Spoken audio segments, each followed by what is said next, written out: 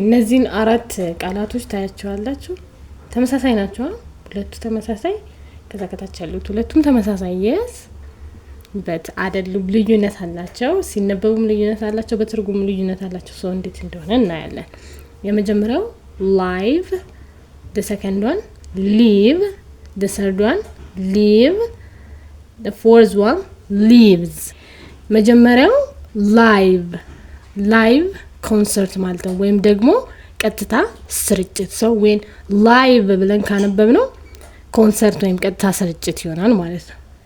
ሁለተኛው when we read it as like live ብለን ካነበብነው ደግሞ to stay or exist መኖር ተብሎ ይተረጎማል ማለት ነው ሶስተኛው leave to go away ማለት ነው ወይም ደግሞ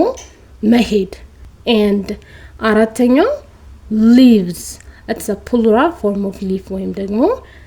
የቅጠል የሚለው plural form በብዥ ሲሆን okay here በምሳሌዎች አሉ this is a live video ይሄ ቀጥታ ስርጭት ቪዲዮ ነው I live in ኢትዮጵያ ነው ምኖረው I will leave Ethiopia tomorrow ነገ ኢትዮጵያን ትቼ እሄዳለሁ ወይም ከኢትዮጵያ ወጣለሁ many leaves fell from the tree ብዙ ቅጠሎች ከዛፍ ወደቁ ወይም ደግሞ ወርደዋል